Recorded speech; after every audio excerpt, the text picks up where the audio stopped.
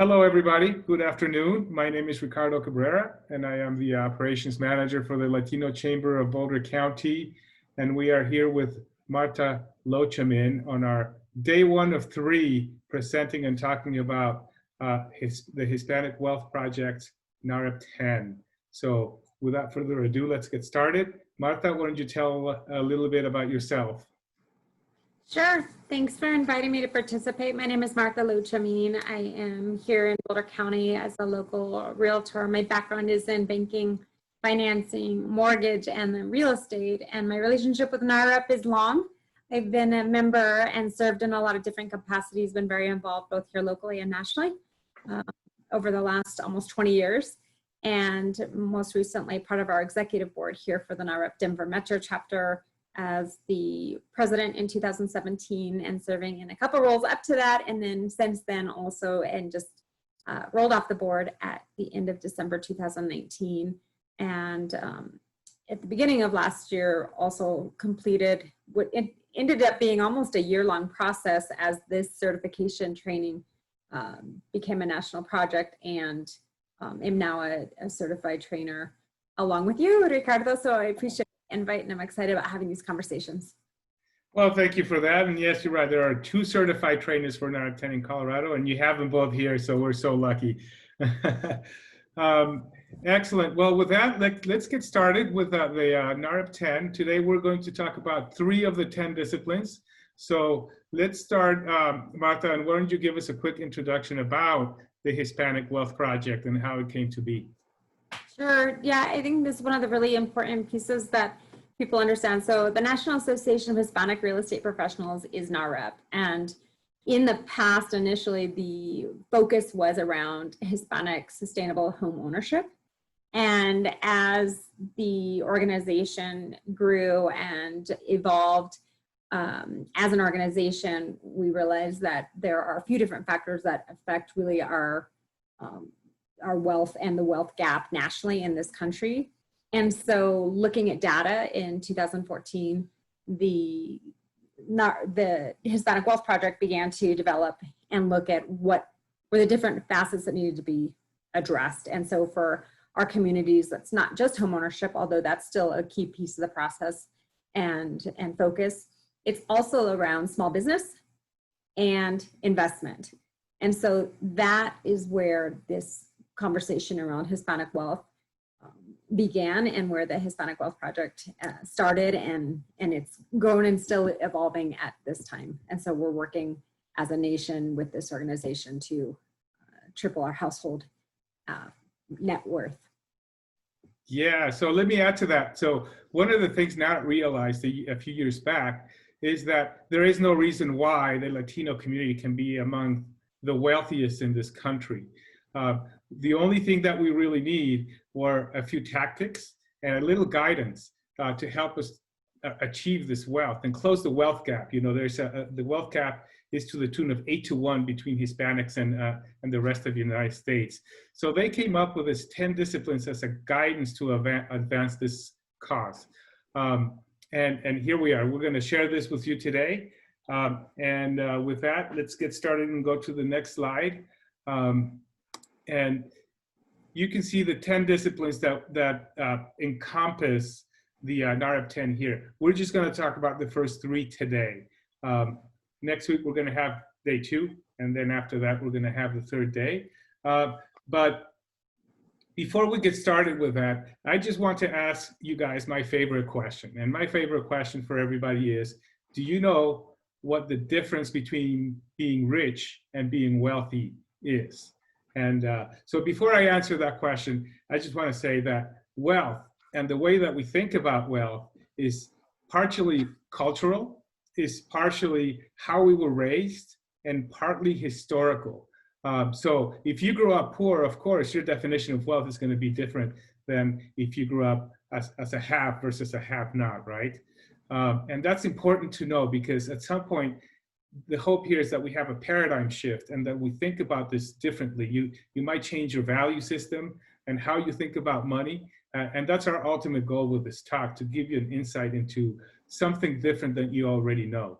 So to answer my question, the difference between being rich and wealthy. So being rich is just having a lot of money, and that's being rich. Being wealthy is having enough money saved in the bank, so you can survive for the rest of your years at your current standard of living.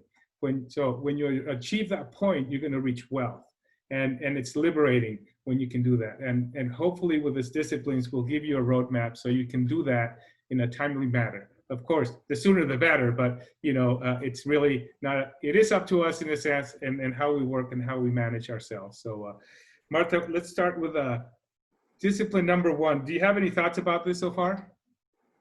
Well, I'm happy to just read through it and make sure that folks hear what that is, because it may be hard for some people to read on their screen. Number 1, so again, as Ricardo, you shared, we're going to just go through the first 3 to really focus on. Number 1 is have a mature understanding of wealth and prosperity, because the one with the most toys usually loses. And I think that's part of what you're talking about when we really challenge folks to look at a shift of mindset. And this is kind of where I typically, when I teach, I'm also an educator. So I've spent a lot of time with professors and teachers around the state of Colorado in this conversation. So the question there is really starting to look at what are the toys? Where do we spend our money? And for some people, they say, what's your vice, right? But toys is also along there too. And so for some of us, it might be the cups of coffee. For some of us, it might be the shoes.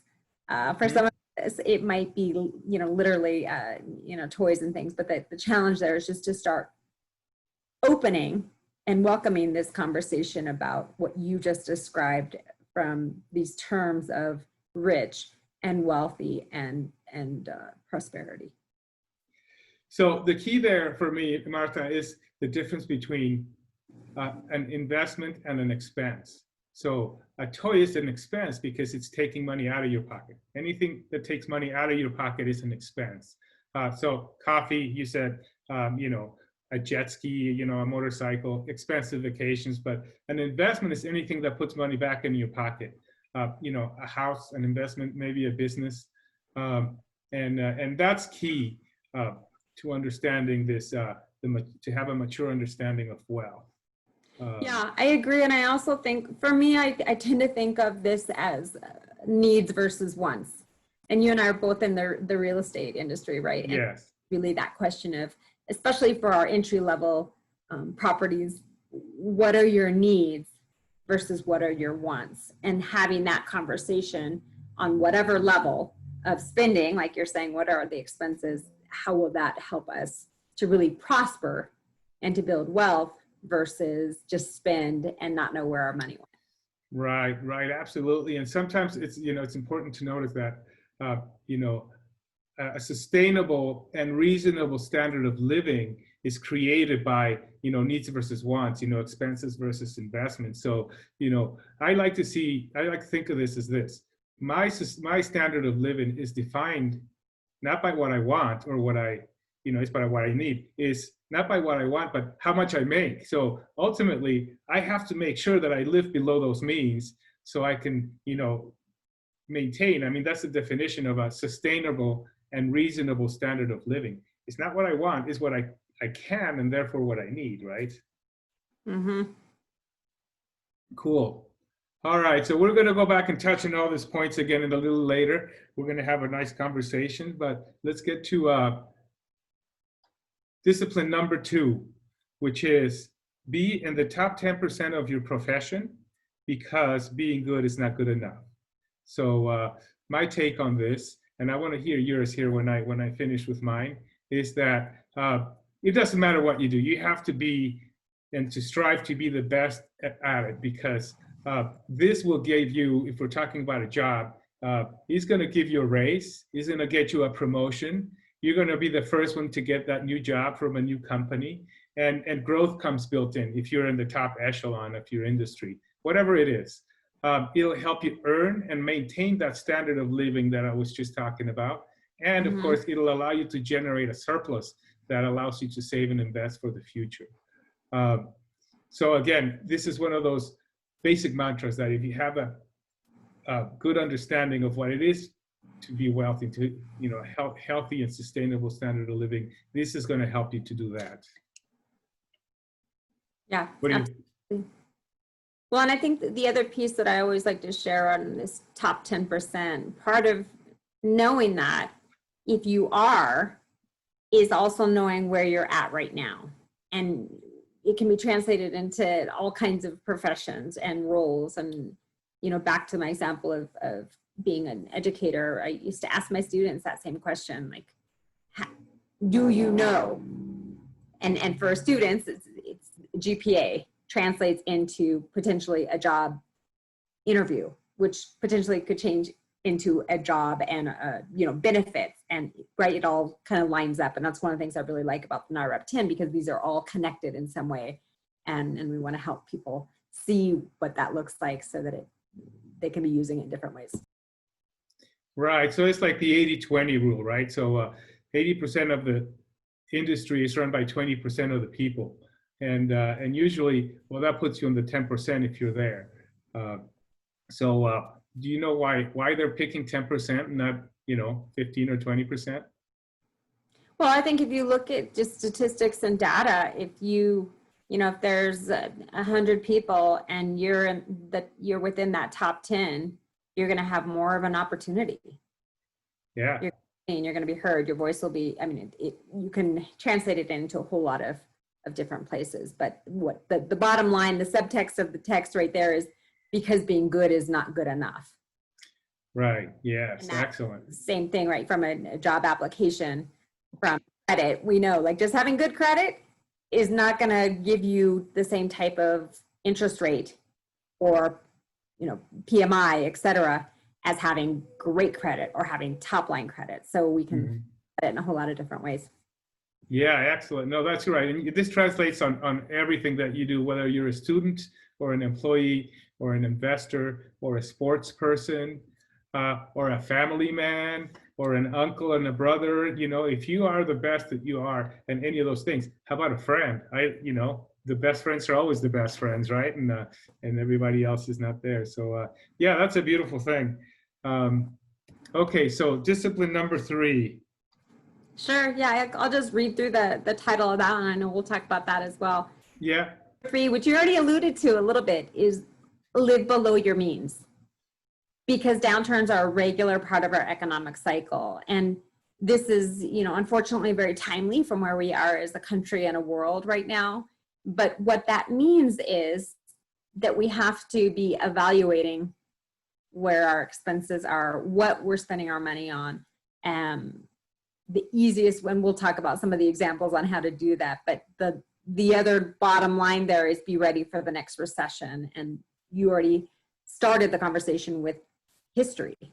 And we know that historically we have cycles, economic cycles, housing cycles, job cycles, et cetera. And so being prepared means we have to know how much money we have, how much money we're using, what we're spending our money on. And I know we'll talk about that a little bit more, but the reality and understanding that downturns really are something that will happen. It's not, maybe someday. Well, right. I mean, and if we don't get it now in this COVID time right now, then this is a perfect example of a downturn. If you don't understand it now, then, we need to talk about that another time too, because, one of the things that this talks about the downturns is that, so for example, we have a standard of living, whether it's sustainable or not. And people get a raise, and what they do typically is that they raise their expenses to meet that. And they get a raise and they raise their expenses again. That's not sustainable, because what happens, which is happening now, is that now most of us are making less than before, whether we lost our job or our business because of COVID is not working like it used to. But what happens is that our expenses stay. Those don't go away. We still have to pay rent. We still have to pay for a car if it's on a loan. We still have to pay for utilities. And unless we're prepared for that, whether it's living below our means so we can absorb that, or having a nice savings account that we've saved over the years because we're living below our means, then we're going to be in trouble. And that's what this slide means by be prepared for the next recession. this affects businesses and it affects people as well. Absolutely. Yeah, and self-employed people like real estate agents like you and I, we're particularly vulnerable to this because we don't make a steady paycheck. You know, we have our season, and when the season's done, then we have to plan for that low income time and sustain ourselves with the good income months of our year.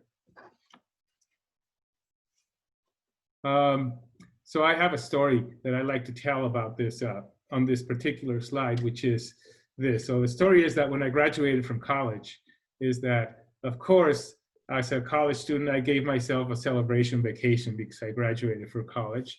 And I went out, and while I was out on vacation, I met this guy, and I told him my life plan at the time. I was 25 years old. And my plan at the time was to make $1 million by the time I was 30, and then retire and live happily ever after. So I tell him the story, and he looks at me and he says, well, Ricardo, the problem with making $1 million is that you live like you make $1 million. And of course, I had no idea what he was talking about at the time. But after, you know, many years later, it makes sense. And it has to do with living below your means. You know, you can't rise up to your salary, or you can't rise up to what you have saved, because that's not sustainable. Right. Well, and it's that piece of, you know, making money is one piece, but being educated and trained and disciplined about how that money is going to be spent is going to be the end of what we talk about in our net worth, right? And there's such a lack of financial literacy in this country that we're trying to fill in some of that gap with the NAHREP 10. Absolutely. I mean, and it's so important because this concepts that we're going to talk about for the next 3 days, this is stuff that we should learn in high school. This is stuff that we should learn next to auto mechanics in high school. And unfortunately, this financial education, or the lack of it, it's a tragedy, because many people don't realize that they're, you know, until it's too late, or when it's harder to reach and to save over time to reach a healthy retirement. They don't figure that out until it's too late, and they have 10 or 15 years to reach wealth, when it's so much easier if you start doing it when you have 30 years. Absolutely. So with that, let's just have you know, we can go on to our next slide, where we're just going to have a conversation and try to relate, how do these three things relate to each other, you know, having a mature understanding of wealth and prosperity, to be on the top 10 of your profession, and to live below your means. How is this going to help us create wealth and prosperity? Yeah, and there's a couple of pieces that, you know, when you talk about from a story standpoint, I feel like that going back to number 2 and that question about 10% is, again, the ripple effects of, if we just kind of slide through wherever it is, if it's in our career, if it's in our education, if it's, you know, the way that we start a business, for example. I love that piece of being good isn't good enough. And to me, I think about it as tough love. And we need to have some of that when we talk about finances and supporting these kinds of conversations, because if we aren't willing to question where we're at, to do the research to find out where we are. And, you know, let's give an example. If in my real estate company, that's not mine, but if in a real estate agency that I work at, if I know there's 100. You surprised me there for a second. Let's say that there's 100 agents in my office where I work, and it could be a person who has a regular W-2 job too. But if there's a team there of 100 people, how do you know if you're in the top 10%? What are the conversations that we can be having? That to me is so important, because that's how we move. And specifically for our community, when we talk about the Hispanic community, our Latino demographics in this country, we have to ask those questions and find out, what is it that I need to do as an employee to be in the top 10%? Because that top 10% then equals a new network. It equals being invited to these conversations that happen in leadership. It means it gives us an opportunity to potentially get training and to get career path guidance so that I can become management, or I can learn how to be an owner, or I can take these skills and go somewhere else, which is also fine. And we need to accept that. We need to encourage that. Mm-hmm. In the example about a real estate company, I need to know, like, what's the production in the office? What's my production and where do I line up there? Because that's, again, that's how we're going to be building. That's how we're going to grow. And that's how we also are really able to start having these conversations about financing and with other folks who are in the same kind of mindsets, right? Yeah, so being on the top 10%, so yes, you have to know where you stand compared to everybody else. So if there are stats or measurements that you can, well, that tells you where you're at. But I also think, to add on to that being the best at what you do has also to do with how much you know.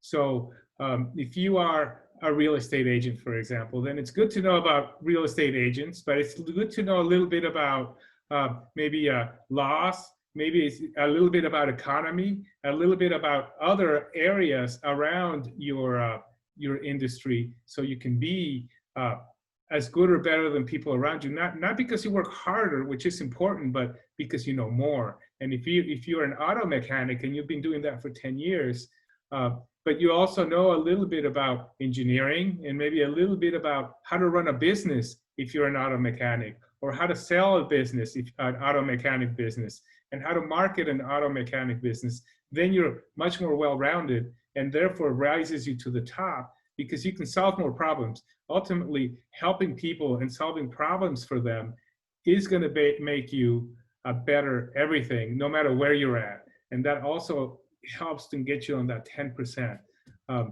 There's a book out there that escapes my name right now, but this book was talking about the concept of, when you're a sales guy, you're not just a sales guy that wants to put something in front of somebody else and have them buy it.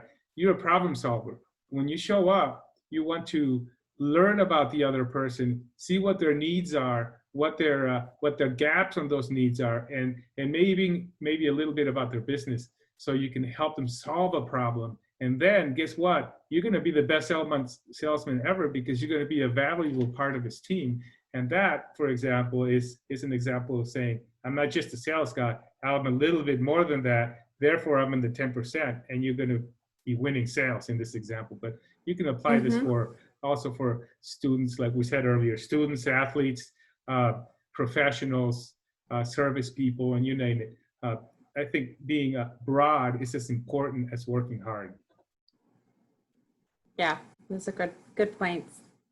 All right, so let me ask you this. Tell me what you think about having a clear definition of what it means to be rich and wealthy, and in 20 years. So put yourself in this place. You're 20 years old, or you're 30 years old, and you look to the future and you ask yourself, do I want to be Jane Rich?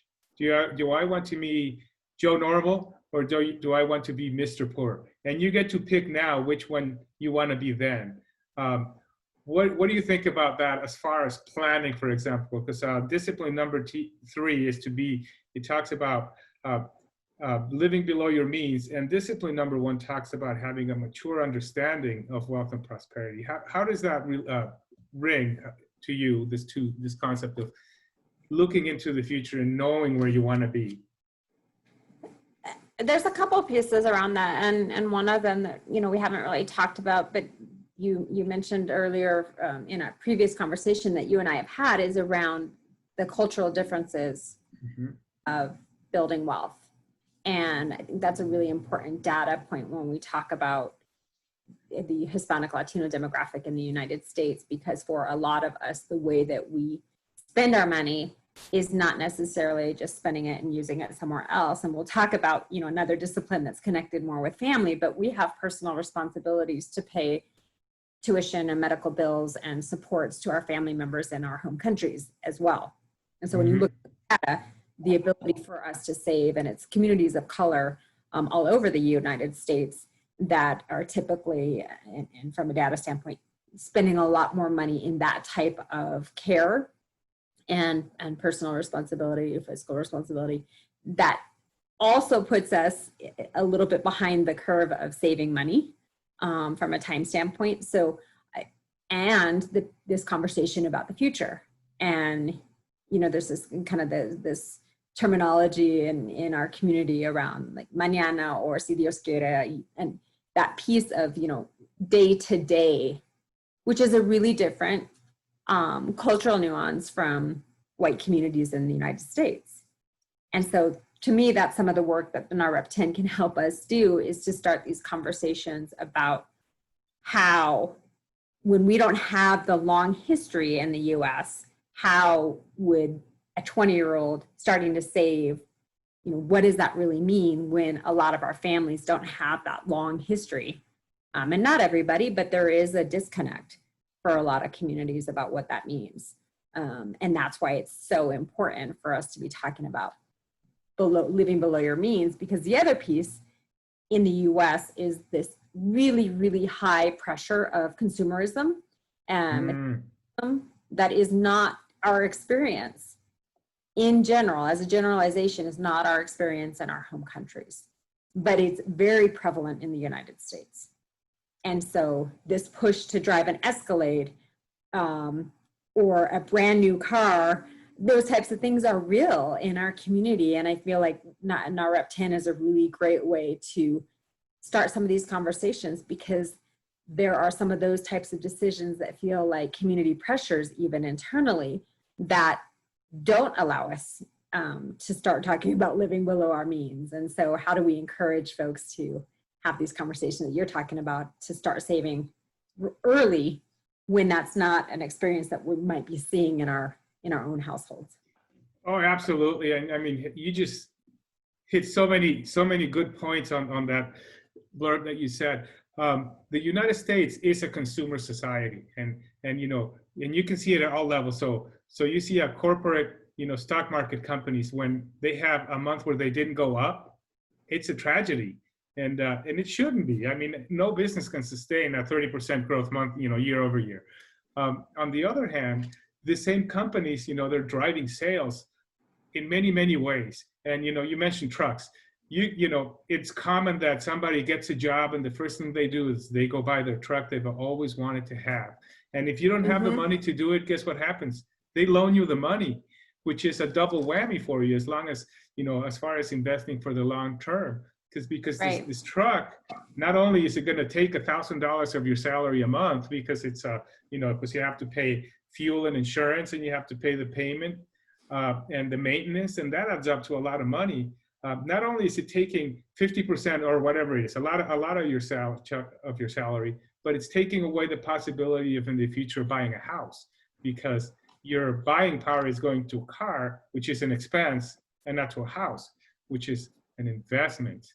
And that's important. I mean, what that, you know, is, and you're right, having a mature understanding is saying, look, I know I've always wanted this truck, and it's really hard if you're 25 years old to say, I'm just going to take this $10,000 down payment or $5,000 down payment and buy a $5,000 car, excuse me, and use this difference and save it for the future.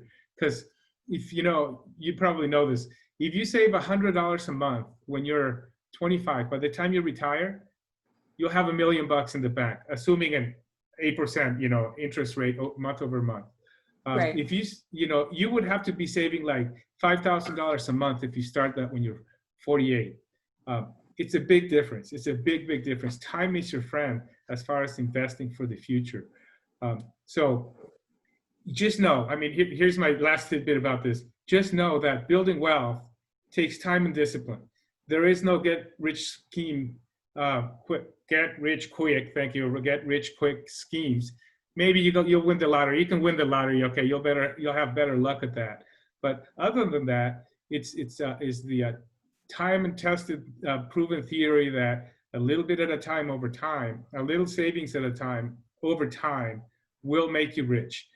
There's a book out there called The Millionaire Next Door, and it's all it talks about. It's about how a simple guy that you look at him, he's your neighbor, you wouldn't look at him twice and think he's got $1 million saved, but he does, because he knew how to manage his money. He always bought used cars, and he was simple and humble in his spending and in his living, and it's a great book and a great lesson to learn. Mm-hmm. Yeah. Okay, so any last thoughts, Marta? No, I mean, I think that, well, I mean, I guess I should say yes, last thought.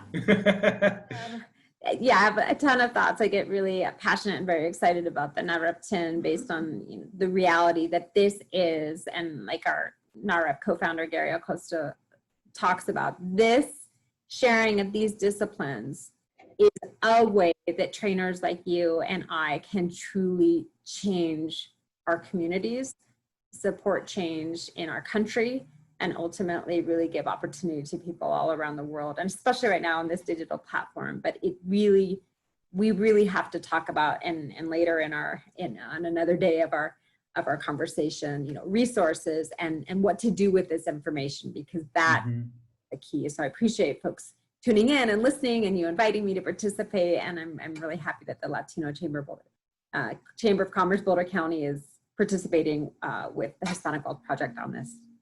Well, thank you, Marta. You know, I just want to say, guys, share this with everybody you know. Share it with your family and share it with your friends and your colleagues and coworkers. This is how we can change the world. There are great topics, great information. If you need help, you can contact the Latino Chamber. Contact Marta. I'm going to put her information down here in the section of the description of the video. There are services, there are free services you can get from everywhere. You can go to a bank and they'll have a free service for you that is a financial advisor, and they can help you figure out how to live below your means and change your budget. We're going to talk about this on the next video. Boulder County Health and Housing Services, they have a whole department for financial services that can help you how to do this.